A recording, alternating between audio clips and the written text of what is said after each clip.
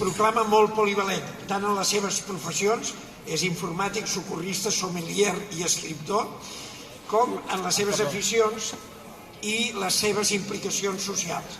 Està posat en moviments culturals i folclòrics del Penedès i a l'entorn de la llengua del català. Escriu sobretot ficció de tot tipus, amb tot tipus d'estils, relats, novel·les juvenils i per adults, contes infantils, poesia, cançons, i combina gèneres com la ciència-ficció, la fantasia costumista, els thrillers, el suspens o la narració eròtica. És inconformista i un escriptor incansable que té entre els seus objectius no deixar indiferents els lectors. Ha publicat 2 llibres de relats per adults, dels quals aviat també en publicarà una tercera part. Una novel·la i recentment, aquest mes, el seu primer conte per nens. Endavant, Miquel. Gràcies, Xavier.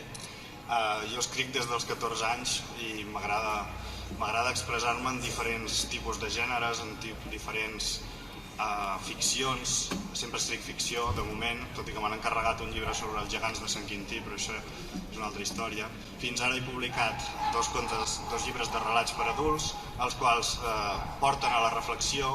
Són textos que la idea que tinc a l'hora d'escriure'ls o a l'hora de veure'ls plasmats després és que portin a la reflexió, que no deixin indiferent. I el primer llibre de relats recull uns quants textos que han guanyat premis literaris i ara no me'n queden. Es titula Et faré ballar la ment. Vaig treure 2 edicions, vaig fer una autoedició, me'l vaig aprendre a maquetar jo, no vaig buscar editorial en aquell moment, però bé, ara ja estic en contacte amb editorials.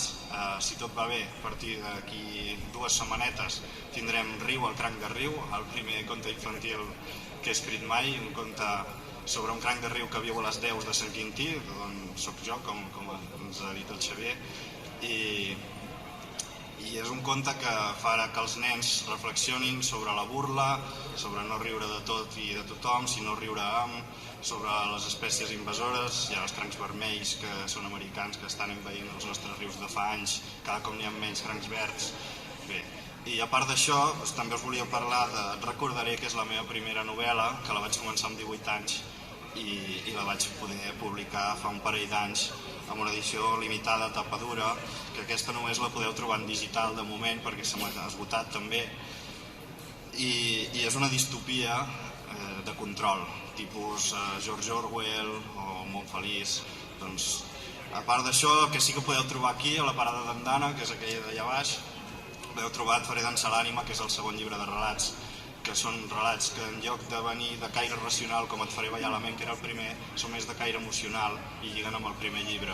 I el Jordi Romeu, aquí present, va fer el pròleg, cosa que també li dona més valor, I bé, no sé si porto ja 3 minuts.